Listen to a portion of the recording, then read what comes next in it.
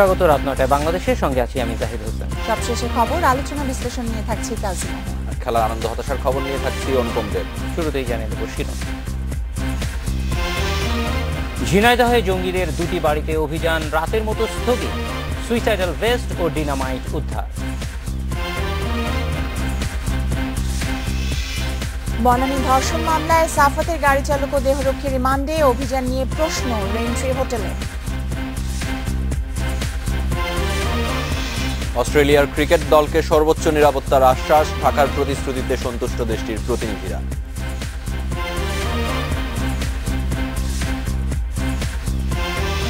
রাত ৯টায় বাংলাদেশে আজ মতামত পাঠানোর বিষয়ে কলেজে ভর্তির নীতিমালা। মতামত পাঠাতে পারেন SMS অথবা ফেসবুকে। আপনাদের মতামত জানাবো সংবাদের পরের অংশে। ঝিনাইদহের চুয়াডাঙ্গা গ্রামে জঙ্গিদের দুই বাড়িতে অভিযানে রাতের মতো স্থগিত করেছে র্যাব। বাড়ির আশপাশ থেকে উদ্ধার হয়েছে ডিনামাইটের 17টি স্টিক, 2টি সুইসাইডাল ভেস্ট, বোমা ও বোমা তৈরির সরঞ্জাম। সোমবার রাতে গ্রেপ্তার দুজনের কাছ থেকে বাড়ি দুটির তথ্য পায় র্যাব। এরপর আজ ভোরে শুরু হয় অভিযান। ঝিনাইদহ সদর উপজেলার চুয়াডাঙ্গা গ্রামের আতাউর রহমানের ছেলে মোহাম্মদ সেলিম ও মতিউর রহমানের ছেলে প্রান্তকে সোমবার রাতে আটক করে র্যাবের টহল দল। সেলিম ও প্রান্ত চাচাতো ভাই বলে জানিয়েছে র্যাব। এই দুজনের তথ্যের ভিত্তিতেই মঙ্গলবার ভোরে ঘিরে ফেলা হয় তাদের বাড়ি। বেলা 11:15টার দিকে শুরু হয় মূল অভিযান। র্যাবের সঙ্গে যোগ দেয় খুলনা থেকে আসা বোমা নিষ্ক্রিয়কারী দল। প্রাথমিক জিজ্ঞাসাবাদে যেটা হয়েছে এরা 90 GMB সদস্য এবং অভিযান এখনো আমি বলেছি যে অভিযান কেবল আমাদের একটা স্পট আমরা তল্লাশি করতে পেরেছি। এখনো তাদের বলা মতে আরো দুটো স্পট রয়েছে, সেটা দুটো শেষ হলে তারপরে বলা যাবে। অভিযানের শুরুতেই প্রান্তর বাড়ির বাঁশবাগানে পাওয়া যায় 2টি সুইসাইডাল ভেস্ট। পরে ওই দুই বাড়ির আশপাশ থেকে উদ্ধার হয় ডিনামাইটের স্টিক ও বোমা। তাদের কাছে সম্ভবত কিছু এক্সপ্লোসিভ বা গান জাতীয় কিছু জিনিস আছে, যেগুলো হয়তো তারা তার বাড়ির ভিতরে রাখছে অথবা মাঠের ভিতরে ঢুকে রাখতে পারে বা আশেপাশে কোনো বাড়িতেও ঢুকে রাখতে পারে। তো আমরা সবগুলা সম্ভাবনাই আমরা বিবেচনা করতেছি। ঘটনাস্থল ও আশেপাশের 200 গজের মধ্যে 144 ধারা জারি করেছে প্রশাসন। এ ঘটনায় আতঙ্ক ছড়িয়ে পড়েছে গ্রামে। যে আমার এলাকার মানুষ যে আতঙ্ক আছে, আমি জানি না যে আতঙ্ক থেকে কতদিন এরা নিরিবিলি অবস্থায় এই জঙ্গিবাদ যারাই হোক না কেন তাদেরকে দৃষ্টান্তমূলক শাস্তি হোক। র্যাব জানিয়েছে সোমবার রাতে গ্রেফতার হওয়া সেলিমের ভাই তুহিন গত 7 মে ঝিনাইদহের মহেশপুর উপজেলার বজ্রাপুর গ্রামে পুলিশের জঙ্গি বিরোধী অভিযানে নিহত হন। Independent news desk. এদিকে লুকিয়ে বা দেশের বাইরে থাকা জঙ্গিদের ব্যাপারে আইনশৃঙ্খলা বাহিনী ও ইমিগ্রেশন সতর্ক আছে বলে জানিয়েছেন স্বরাষ্ট্রমন্ত্রী আসাদুজ্জামান খান। সচিবালয়ে দুপুরে যুক্তরাষ্ট্র, যুক্তরাজ্য ও অস্ট্রেলিয়ার জঙ্গি বিরোধী ইউনিটের প্রতিনিধিদের সঙ্গে বৈঠক শেষে সাংবাদিকদের তিনি একথা জানিয়েছেন। মন্ত্রী বলেন, নিখোঁজ বাংলাদেশিদের নিয়ে কাজ করছে আইনশৃঙ্খলা বাহিনী। দেশের বাইরে থাকা জঙ্গিরা ফিরলেই গ্রেপ্তার করা হবে। আলোচনায় জঙ্গি দমনে বাংলাদেশের অবস্থান বিদেশি প্রতিনিধিদের জানানো হয়। এর আগে মার্কিন রাষ্ট্রদূত মার্শা বার্নিকাট জানান, বাংলাদেশের জঙ্গিবাদ প্রতিরোধে সফল, তবে এ নিয়ে আত্মতুষ্টির সুযোগ নেই। জঙ্গি দমনে যুক্তরাষ্ট্র বাংলাদেশকে সহায়তা করতে চায় বলেও জানিয়েছেন বার্নিকাট। সিরিয়া, বাগদাদ ফল করছে, এখানে যার যার এলাকার লোক তো এখন ফিরে আসবে। তা আমরা বলছি আমাদের দেশের থেকে লোক আমাদের জানা মতো যায়নি। তোমাদের কাছে যদি লিস্ট থাকে আমাদের কাছে প্রোভাইড করো, আমরা তাদেরকে দেখবো। মিসিংগুলোকে অনেকগুলি আমরা আইডেন্টিফাই করছি, অনেকগুলি আমাদের কাছে ফেরত আসছে। যেগুলি আসে নাই সেগুলোর জন্য আমাদের ইমিগ্রেশন, আমাদের যে চেক পয়েন্টগুলো আমরা অ্যালার্ট রেখেছি। জঙ্গিবাদের সমস্যাটি বিশ্বজুড়েই। আমি মনে করি কোনো দেশের পক্ষে এককভাবে এর বিরুদ্ধে লড়াই করা সম্ভব নয়। তাই আমরা সম্মত হয়েছি জঙ্গিবাদের বিরুদ্ধে সকল দেশ একযোগে কাজ করব।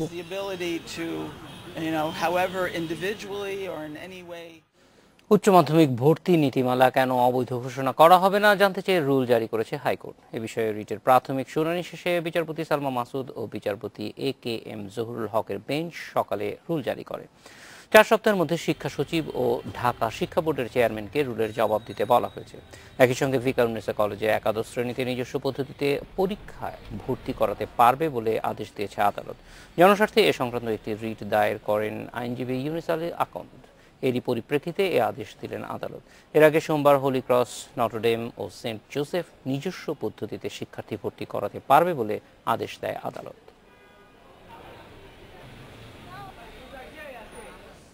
বনানী ধর্ষণের মামলার প্রধান আসামি সাফাতের দেহরক্ষী রহমতকে 3 দিনের এবং গাড়ি চালক বিল্লালকে 4 দিনের রিমান্ড নিয়েছে পুলিশ। ঢাকা মহানগর হাকিম লস্কর সোহেল রানা দুপুরে তাদের রিমান্ডে পাঠানোর আদেশ দেন। এদিকে শুল্ক গোয়েন্দা বিভাগের তল্লাশি নিয়ে প্রশ্ন তুলেছে হোটেল রেন্ট্রি কর্তৃপক্ষ। বনানীর হোটেল রেন্ট্রিতে ধর্ষণের ঘটনায় মামলার 9 দিন পর গ্রেপ্তার করা হয় 2 আসামি বিল্লাল ও রহমতকে। ঢাকার নবাবপুর রোডের একটি হোটেল থেকে সাফাতের গাড়ি চালক বিল্লালকে গ্রেপ্তার করে র্যাব। গুলশান থেকে দেহরক্ষী রহমতকে অস্ত্রসহ গ্রেপ্তার করে পুলিশ। জিজ্ঞাসাবাদের জন্য আসামি বিল্লাল ও রহমতকে আদালতে নিয়ে 10 দিনের রিমান্ড আবেদন করে পুলিশ। শুনানি শেষে বিল্লালকে 4 দিন ও রহমতকে 3 দিনের রিমান্ড দেন মহানগর হাকিম লস্কর সোহেল রানা। ড্রাইভার তাকে দিয়ে সাফাত আহমেদ তাকে এই ধর্ষণের ভিডিও চিত্র ধারণ করে এবং পরবর্তীতে এই ধর্ষণের পরে এই দেহরক্ষী রহমত আলী সে ভিকটিমদের বাসায় যায় এবং সে তথ্য সংগ্রহ করার জন্য যায়। এজাহারে পরিণত 2 জন আসামি গ্রেপ্তার হয়েছে। এখন এদের বিরুদ্ধে এজাহারের বডিতে কোথাও যে ধারায় মামলাটি রুজু করা হয়েছে সেই ধারায় কোনো সুস্পষ্ট অভিযোগ উল্লেখ নাই। এদিকে 2 বিশ্ববিদ্যালয় শিক্ষার্থীর ধর্ষণের ঘটনায় নিজেদের অবস্থান তুলে ধরতে সংবাদ সম্মেলন ডাকে রেন্ট্রি হোটেল কর্তৃপক্ষ। আবাসিক হোটেলের শুল্ক গোয়েন্দা বিভাগের অভিযান নিয়ে প্রশ্ন তোলেন হোটেলের ব্যবস্থাপক। 13ই মে শনিবার যেখানে মাদকদ্রব্য নিয়ন্ত্রণ অধিদপ্তর কর্মকর্তারা হোটেলের প্রতিটি রুম তল্লাশি চালিয়ে কোনো কিছুই উদ্ধার করতে পারেনি, তাহলে কিভাবে 14ই মে রবিবার সকালে শুল্ক বিভাগের অভিযান হোটেলের একটি কক্ষে 10 বোতল মদ পাওয়া গেল, সেটা আমাদেরও প্রশ্ন আপনাদের বিবেকের কাছে। তবে সংবাদ সম্মেলনে প্রশ্নোত্তর অংশে সাংবাদিকদের প্রশ্নের সদুত্তর দিতে পারেনি হোটেল কর্তৃপক্ষ।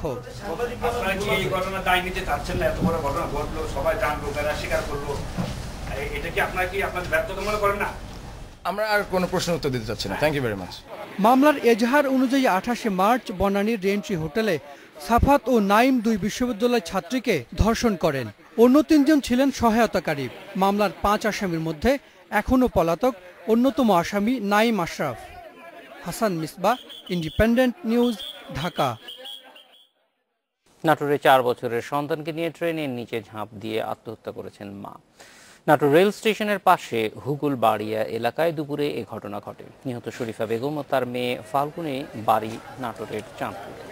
দুপুরের দিকে তাদের মরদেহ ট্রেনে কাটা অবস্থায় দেখতে পান স্থানীয়রা। পরে রেল পুলিশ মরদেহ উদ্ধার করে ময়নাতদন্তের জন্য হাসপাতালে পাঠায়। প্রাথমিকভাবে ধারণা করা হচ্ছে নাটোর থেকে খুলনাগামী রূপসা এক্সপ্রেসের নিচে সন্তানকে নিয়ে ঝাঁপ দেন শরীফা। তার স্বামী হযরত আলীর দাবি, কলহের জেরে অভিমান করে মেয়েকে নিয়ে শরীফা আত্মহত্যা করেন। সংবাদ শুনলাম যে রেল কাটা পড়ে 2 জন মারা গেছে, মা মেয়ে। আসার পরে এখানে স্থানীয় যেসব জনগণ ছিল তাদের সবাইকে জিজ্ঞাসা করলাম, তারা কেউ এখন পর্যন্ত লাশের শনাক্ত করতে পারেনি। আমার আফম এবং রেলগেটের মাঝামাঝিতে এই অ্যাক্সিডেন্টের দুর্ঘটনা ঘটে। এটা নিতান্তই আত্মহত্যা। তাদের এখানকার আশপাশের কেউ হলেও আমরা জানি না, এটা কোনো পরিচয় পাওয়া যায় নাই। বাংলাদেশে এখন এটা একটা অনেকটা নিয়ম হয়ে গেছে অনুপম, যে একটা কোনো দুর্ঘটনা ঘটলে পরপর আমরা এরকম কয়েকটা দেখি।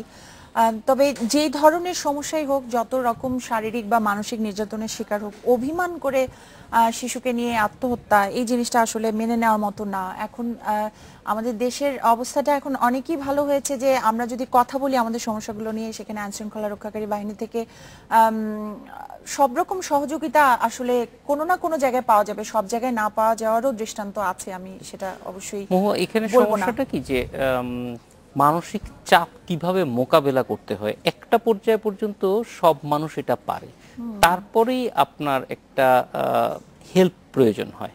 হ্যাঁ, ক্লিনিক্যাল হেল্পের যেরকম একই রকম স্পেশালাইজড মানুষের কাছে যেতে হয়, কিন্তু আমাদের দেশে এটা এখনো পর্যন্ত চর্চার মধ্যে নাই। মানসিক স্বাস্থ্য নিয়ে কোনো প্রশ্ন উঠলেই মানুষ মনে করে পাগল হয়ে গেছে।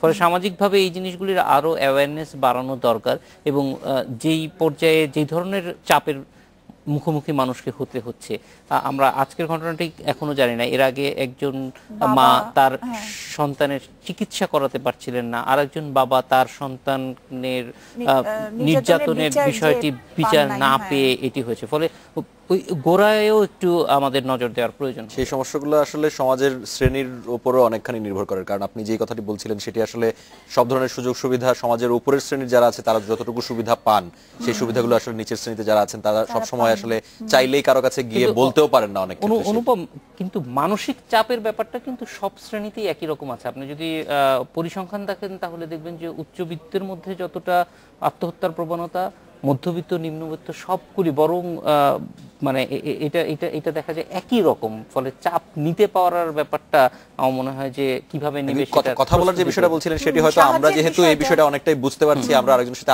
আলোচনা করলে সেও হয়তো আমাদের সহায়তা করতে পারবে, কিন্তু আমরা যেই ঘটনাগুলো দেখছি তারা হয়তো অন্য কারোর সাথে কথা বললে তারাও কোনো আসলে সহায়তা করতে পারবেন না। ফলে এটা একটা সোশ্যাল অ্যাওয়ারনেস খুব জরুরি। আমরা একটা বিরতি নিয়ে আসি। হ্যাঁ, অবশ্যই।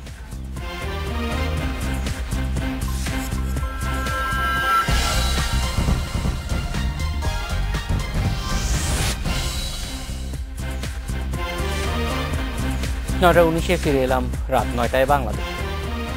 রাজশাহী বিএনপি এবং সহযোগী সংগঠনে পদ নিয়ে নেতাকর্মীদের দ্বন্দ্ব চরমে উঠেছে। কেন্দ্রীয় নেতাদের উপস্থিতিতে গত 2 দিনের সংঘর্ষে জড়িয়েছেন নেতাকর্মীরা। স্থানীয় নেতাদের অভিযোগ, রাজশাহীর প্রভাবশালী 2 নেতা মিজানুর রহমান মিনু এবং মোসাদ্দেক হোসেন বুলবুলের দ্বন্দ্বে ঘটছে এসব ঘটনা। মহানগর বিএনপির দীর্ঘদিনের সভাপতি ও সাবেক মেয়র মিজানুর রহমান মিনুকে বাদ দিয়ে তার শিষ্য বলে পরিচিত বর্তমান মেয়র বুলবুলকে সভাপতি করে গত ডিসেম্বরে ঘোষণা করা হয় নগর কমিটি।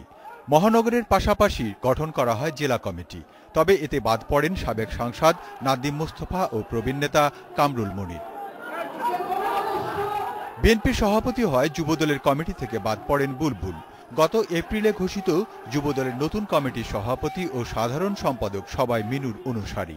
আর এসব নিয়েই বিরোধে জড়িয়েছেন বিএনপি ও যুবদলের নেতাকর্মীরা। দল সুসংগঠিত করতে কেন্দ্র ঘোষিত প্রতিনিধি সম্মেলনেও এর প্রভাব পড়েছে। সোমবার মহানগর বিএনপির সংঘর্ষের একদিন পর জেলা প্রতিনিধি সম্মেলনেও কেন্দ্রীয় নেতাদের সামনে দফায় দফায় সংঘর্ষে জড়ান দুই পক্ষের নেতাকর্মীরা। চাইছিলাম যে কমিটিটা মহানগর কমিটি সবাই বিএনপি সবাইকে নিয়ে বসে থেকে কমিটি করা হোক কিংবা কাউন্সিলের মাধ্যমে করা হোক, এগুলো কোনোটাই এটা করা হয়নি। তাদেরকে অনুরোধ জানাবো, আসুন ঐক্যবদ্ধভাবে এগিয়ে নিয়ে যেতে যায় দলকে, আসুন আমাদেরকে সহযোগিতা করুন। কোন দলের কথা স্বীকার করে বিএনপির বিভাগীয় সাংগঠনিক সম্পাদক বলেছেন, তৃণমূলের মূল্যায়ন না করার জন্যই এই সমস্যা সৃষ্টি হয়েছে। তৃণমূল পর্যায়ে নেতাকর্মী যাকে চায় তাকেই নেতা বানানো উচিত বলে আমি মনে করি। চাপিয়ে দিয়ে নেতৃত্ব হয় না। তবে এই সমস্ত ভুল ত্রুটি থাকতে পারে, হয়তোবা এই সমস্ত কিছু ভুল ত্রুটি আছে। আমরা চাই যে সমস্ত ত্রুটি ভুল আছে এগুলো আমরা পার্টির হাইকমান্ডকে জানাবো। অন্যদিকে দলের স্থায়ী কমিটির সদস্য গয়েশ্বর চন্দ্র রায়ের দাবি, নির্বাচন ঘনিয়ে এলে এসব জটিলতা কেটে যাবে। যারা নেতৃত্ব দেয় সেই নেতৃত্বের সাথে যে তৃণমূলের যে আবেগময়ী নেতাকর্মীরা আছে, যাদের মধ্যে কিছু সৃষ্টি করার ইচ্ছা আছে, তাদের সাথে কিছু গ্যাপ আছে। এই গ্যাপগুলি থাকার মূল কারণটা হলো যে গণতান্ত্রিক পরিবেশের অভাবে যে রাজনৈতিক কর্মসূচি পালন হয় না। নেতৃত্বের এই বিরোধ দূর করতে কেন্দ্রের সরাসরি হস্তক্ষেপ চেয়েছেন রাজশাহী বিএনপি সাধারণ নেতাকর্মীরা। Independent news desk. মহুয়া, আরো কিছু খবর আছে, তার আগে একটু অনুপমের কাছ থেকে জানবো কি থাকছে খেলা। কালকে খেলা হচ্ছে তো অনুপম? কালকে খেলা হচ্ছে, কিন্তু আবহাওয়ার পূর্বাভাস যেটা দেখছিলাম আগামীকালও বৃষ্টি হওয়ার আশঙ্কা রয়েছে। সেই ক্ষেত্রে কি হয় দেখা যাক। আর অস্ট্রেলিয়ার নিরাপত্তা প্রধান শন ক্যারল তিনি বাংলাদেশে এসেছিলেন, বাংলাদেশে পুলিশের সাথে বৈঠক করেছেন, স্বরাষ্ট্রমন্ত্রীর সাথে বৈঠক করেছেন। বাংলাদেশের পক্ষ থেকে যে আশ্বাস দেওয়া হচ্ছে তারা সেটা নিয়ে সন্তুষ্ট। এখন দেখা যাক আগস্টে অস্ট্রেলিয়া আসার কথা, 2 টেস্টের একটা সিরিজ হওয়ার কথা, সেটার চূড়ান্ত সূচি হয়তো ঘোষণা করা হবে। তিনি কি প্রতিবেদন দেন অস্ট্রেলিয়াকে সেটার উপর ভিত্তি করে, তো সেই খবরগুলো জানিয়ে দিব। তার আগে একটা ছোট্ট বিরতি নিচ্ছি, ফিরে এসে থাকছে। ট্রাই নেশন সিরিজে কাল বাংলাদেশের প্রতিপক্ষ নিউজিল্যান্ড, সবুজ উইকেট নিয়ে চিন্তিত নন মাশরাফি।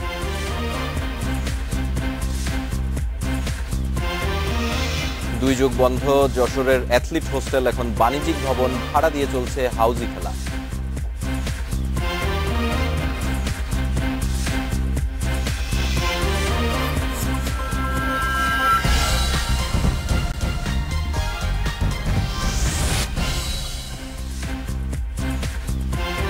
নিরাপত্তা নিশ্চিতে ক্রিকেট অস্ট্রেলিয়ার সব চাহিদা পূরণের আশ্বাস দিয়েছেন স্বরাষ্ট্রমন্ত্রী আসাদুজ্জামান খান। বিকেলে স্বরাষ্ট্র মন্ত্রণালয়ে অস্ট্রেলিয়ার নিরাপত্তা প্রতিনিধি দলের সাথে বৈঠক শেষে এই কথা বলেন তিনি। এর আগে সকালে পুলিশ প্রধানের সাথে সভা শেষে নিরাপত্তা ব্যবস্থা নিয়ে সন্তোষ প্রকাশ করেন শন ক্যারল। আগস্টে বাংলাদেশ সফরে আসছে অস্ট্রেলিয়া। গত সপ্তাহে ক্রিকেট অস্ট্রেলিয়ার প্রধান নির্বাহী সফরের ব্যাপারে ইতিবাচক সাড়া দিয়েছেন। সফর হচ্ছে ধরে ইতিমধ্যে খসড়া সূচিও করে ফেলেছে বিসিবি। সফর শুরুর আগে তাই নিরাপত্তা পর্যবেক্ষণে শেষবার ঢাকায় ক্রিকেট অস্ট্রেলিয়ার নিরাপত্তা প্রধান শন ক্যারল। 2 দিনের সফরের প্রথম দিনে ব্যস্ত সময় কাটিয়েছে অস্ট্রেলিয়ার প্রতিনিধি। সকালে অস্ট্রেলিয়া হাইকমিশন হয়ে পুলিশ প্রধানের সাথে সভা করেন তিনি। এরপর বিকেলে স্বরাষ্ট্রমন্ত্রীর সাথে সৌজন্য সাক্ষাৎ। 2 জায়গাতেই সর্বোচ্চ নিরাপত্তার আশ্বাস মিলেছে। যত ধরনের সিকিউরিটি, যত ধরনের ব্যবস্থা আমরা সবাই প্রোভাইড করব। ইংল্যান্ডকে যেরকম দিয়েছি সেটা বড় কথা নয়, তারা যেরকম সিকিউরিটি আমাদের কাছে চাবে আমরা ঠিক সেই ধরনের সিকিউরিটি আমরা তাদেরকে প্রোভাইড করব।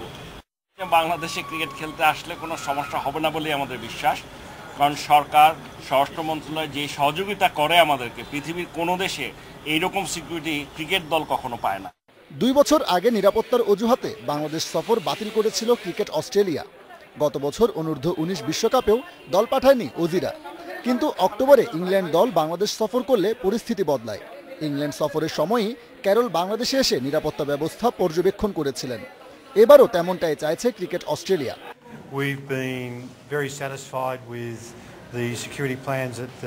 আমরা এর আগেও বাংলাদেশে এসেছি, আমরা পুলিশ প্রধানের সাথে কথা বলেছি, বৈঠক ইতিবাচক হয়েছে। সার্বিক নিরাপত্তা ব্যবস্থায় আমরা সন্তুষ্ট। এর আগে বাংলাদেশ সফর করে গেছে ইংল্যান্ড, তখন নিরাপত্তা ব্যবস্থা খুব কাছ থেকে দেখেছি। ক্যারলের সবুজ সংকেতের উপরই অনেকটা নির্ভর করছে এই সফর। Sabbir Irfan, independence news, Dhaka. Try nation সিরিজে কাল নিজেদের দ্বিতীয় ম্যাচে নিউজিল্যান্ডের মুখোমুখি হবে বাংলাদেশ। এই ম্যাচকে সামনে রেখে খুব প্রস্তুতি নিতে পারেনি টাইগাররা। উইকেটের কন্ডিশন নিয়ে চিন্তা থাকলেও নিজেদের সামর্থ্যে বিশ্বাস রাখতে বলেছেন অধিনায়ক মাশরাফি মুর্তজা। নিষেধাজ্ঞা কাটিয়ে এই ম্যাচে ফিরছেন ম্যাশ। ডাবলিনের ক্লনটার্ফে ম্যাচ শুরু বাংলাদেশ সময় বিকেল 3:45। আয়ারল্যান্ডে বৈরী আবহাওয়ায় বেশ বিড়ম্বনায় পড়েছে টাইগাররা। গত কয়েকদিন ঠিকমতো অনুশীলন করতে পারেনি। অপ্রতুল সুযোগ সুবিধার কারণে মহাবিরক্ত ক্রিকেটাররা। মন্দের ভালো, নিউজিল্যান্ড ম্যাচের আগে শতভাগ অনুশীলন করা গেছে। আয়ারল্যান্ডের বিপক্ষে প্রথম ম্যাচ বৃষ্টিতে পরিত্যক্ত হয়েছে। নিউজিল্যান্ডের বিপক্ষে ম্যাচেও বৃষ্টির সম্ভাবনা আছে, তাই উইকেট কন্ডিশন মাথায় রেখে পরিকল্পনা করেছে টাইগার ম্যানেজমেন্ট। 1 ম্যাচ নিষেধাজ্ঞা কাটিয়ে ফিরছেন মাশরাফি। একাদশে একটা পরিবর্তন নিশ্চিত, সেক্ষেত্রে তাসকিন রুবেলের একজন বাদ পড়ছেন।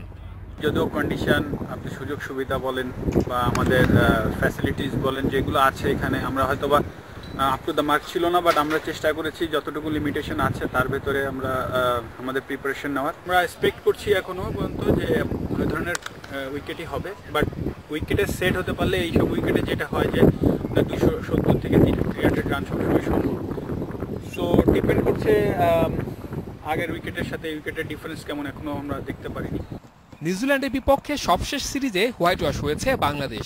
দুঃসহ সেই সিরিজটা ভোলার উপলক্ষ পাচ্ছে মাশরাফির দল। সে দলের অনেকেই নেই এই দলটাতে, তবে টাইগারদের পরিকল্পনা নিজেদের সামর্থ্য নিয়ে। আমরা বিশ্বাস করছি আমাদের অ্যাবিলিটির উপর, আমাদের সবাই যারা আছে টপ অর্ডারে বা বোলিংয়ে যারা আছে তাদের স্কিল, তারা নিজেদের স্কিলের উপর বিশ্বাস রাখলে ইনশাল্লাহ আশা করি ভালো কিছু হবে। জয় দিয়ে ট্রাই নেশন শুরু করেছে নিউজিল্যান্ড। ফেভারিটের মতোই আয়ারল্যান্ডকে হারিয়েছে। সাম্প্রতিক পারফরমেন্সে এগিয়ে থাকলেও বাংলাদেশকে হালকাভাবে নিচ্ছে না টম লেইথামের দল। Saiful Majumdar, independent news. 2 যুগ ধরে বন্ধ যশোরের অ্যাথলিট হোস্টেল এখন বাণিজ্যিক ভবন। কোচিং সেন্টার, সাংস্কৃতিক সংগঠন আর হাউজি খেলার রমরমা ব্যবসা চলছে ভবনটিতে। কর্তৃপক্ষ বলছে টাকার অভাব, তাই নিরুপায় হয়ে ভাড়া দেয়া হয়েছে। 41 বছর আগে চালু হয় যশোর অ্যাথলিট হোস্টেল। 5 বিঘা জমির উপর নির্মিত 2 তলা ভবনটিতে রুম 6টি। আবাসিক ক্যাম্পের সদস্য সহ ওই সময় জাতীয় দলের ফুটবলাররাও ব্যবহার করতেন হোস্টেলটি। কিন্তু হঠাৎ করেই বন্ধ হয়ে যায় হোস্টেলটি। ধীরে ধীরে সেখানে শুরু হয় কোচিং, বাণিজ্য ও হাউজি খেলা। 2টি সাংস্কৃতিক সংগঠনকে ভাড়া দেওয়া হয় আরও 2টি কক্ষ। এভাবেই হারিয়ে যায় যশোরের অ্যাথলিট হোস্টেল। অ্যাথলিট হোস্টেলটা আসলে সমস্ত ক্রীড়াবিদদের হোস্টেলই ছিল ওটা, কোনো আবাসিক ক্যাম্প ট্যাম্প খুলে সব প্লেয়াররা ওখানেই থাকবে। প্লেট যে হোস্টেলটা এবং ইয়েটা করছে আসলে এটা আমার জানা নাই। আমার এই 15 বছর জিন্দগিতে ফুটবল যে এসে অ্যাথলেট হোস্টেল বলতে কি আমরা জানি না। বন্ধ হয়ে যাওয়ায় আবাসিক ক্যাম্প করা নিয়ে বিপাকে পড়তে হয় ক্রীড়া পরিষদগুলোকে। বাইরে থেকে বহুত ইভেন্টের খেলাধুলা হয়, যেটা খেলোয়াড়রা ওখানে আসলে তাদের নিরাপত্তাটা নিশ্চিত করা যায়। মেয়েদের নিয়ে কোনো প্রতিযোগিতা আমরা করতে যাই বা আবাসিক ক্যাম্প করতে যাই, তখন দেখা যাচ্ছে আমরা স্থানীয়ভাবে আমরা ম্যানেজ করে নিই। আর্থিক সংকটের কারণে হোস্টেলটি চালু করা সম্ভব হচ্ছে না বলে জানিয়েছে কর্তৃপক্ষ। 93-94 সালে যে ওটা ওখানে অসামাজিক কার্যকলাপ না হয়, কোনো খারাপ কাজের আখড়া না হয়, এই জন্যে ওটা কিছু কতিপয় প্রতিষ্ঠানের কাছে ভাড়া দিয়ে দিচ্ছে, তারা মেনটেন করে, তারা এই করে আমরা কিছু পয়সা পাই যেটা আমাদের ফান্ডে জমা হয়। অনেকের অভিযোগ জেলা ক্রীড়া সংস্থা বাড়তি আয়ের একটা পথ খুঁজে নিয়েছে। Independent news. খেলার খবর এই ছিল। আমার কাছে আরো কিছু খবর জানবো মোহ এবং জাহিদের কাছ থেকে। ধন্যবাদ অনুপম। আমাদের কাছে আরো কিছু খবর আছে। ব্যবসায়ীদের শীর্ষ সংগঠন FBCCI এর সভাপতি হলেন BGME এর সাবেক সভাপতি শফিউল ইসলাম মহিউদ্দিন। প্রথম সহসভাপতি হয়েছেন গোপালগঞ্জ চেম্বারের প্রতিনিধি শেখ ফজলে ফাহিম। রাজধানীর মতিঝিলে ফেডারেশন ভবনে সন্ধ্যায় নির্বাচন পরিচালনা বোর্ড তাদের বিজয়ী ঘোষণা করে।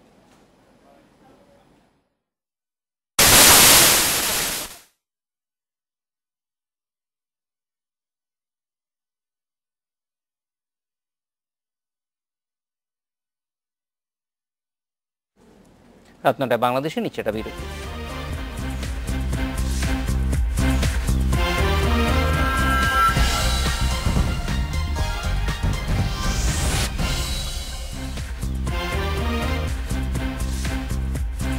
রাত 9:45 আমরা ফিরে এলাম। কলেজে ভর্তির নীতিমালা এ বিষয়ে আপনাদের মতামত জানতে চেয়েছিলাম আমরা। হাবিবুর বলেছেন সরকারের উচিত শিক্ষা পদ্ধতির আরো আধুনিকায়ন করা, এতে শিক্ষার্থীদের অহেতুক হয়রানি কমবে।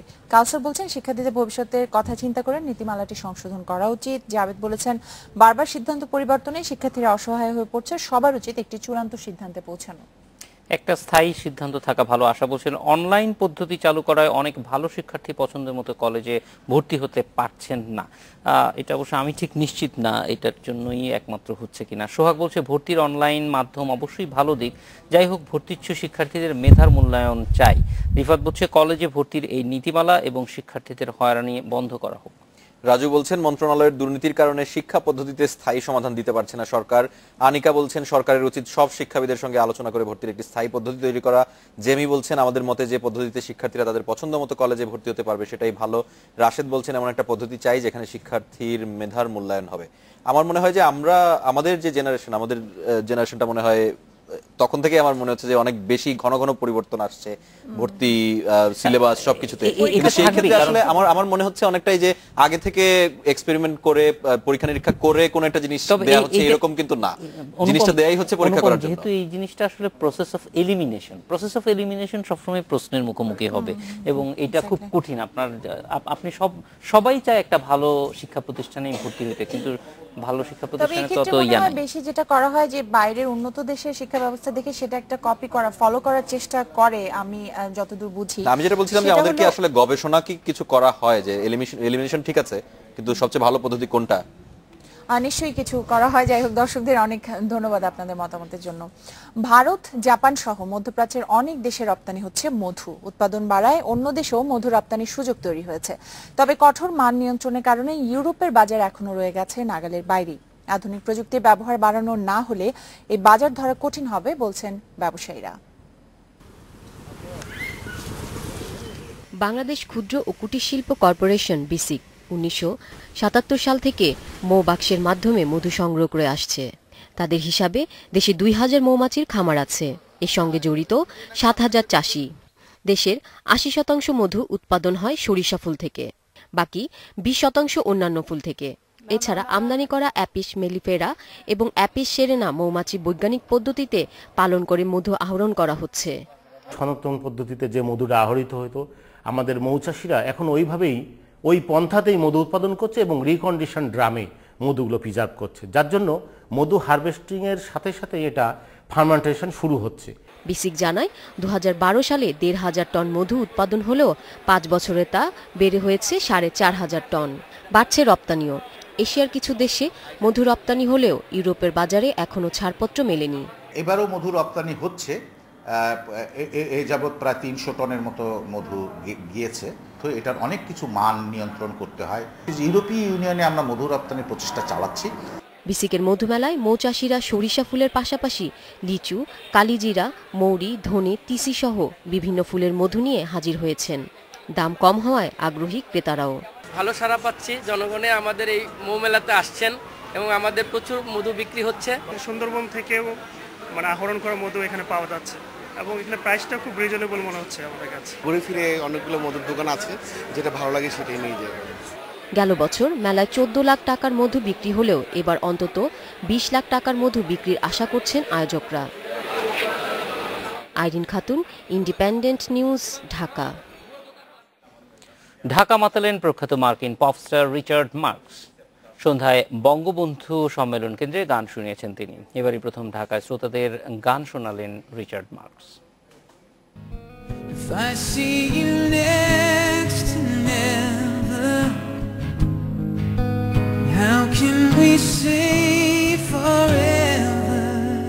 পশ্চিমের চকোলেট বয় খ্যাত জনপ্রিয়তম পপ স্টারদের একজন রিচার্ড মার্কস।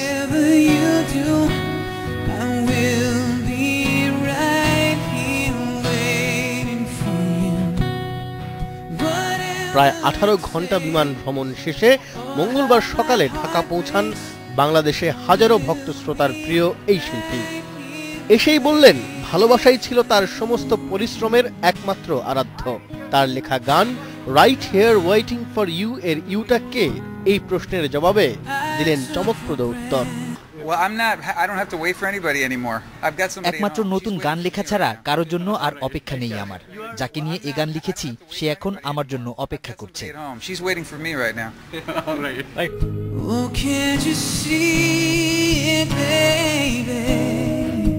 80 ও 90 দশকে তুমুল জনপ্রিয়তা পাওয়া এই শিল্পী hold on to the night, endless summer nights, now and for এভারের মতো সিঙ্গলস গুলো দিয়ে হৃদয় জয় করেছেন পপ শ্রোতাদের।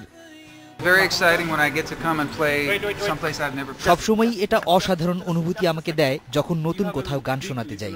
এই আয়োজনটি নিশ্চিত হবার পর আমার ঢাকার ভক্তরা ফেসবুক ও টুইটারে তাদের অসংখ্য প্রতিক্রিয়া দিয়েছেন, জানিয়েছেন তুমুল নাচার জন্য তারা তৈরি। আমি তাদের প্রত্যাশা পূরণের চেষ্টা করব।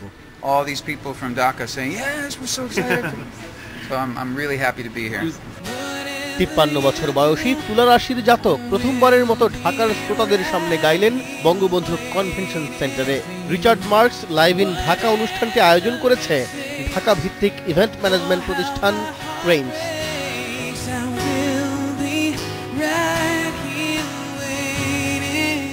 তৈমুর মোহাম্মদ সালাহুদ্দিন, ইন্ডিপেন্ডেন্ট নিউজ, ঢাকা।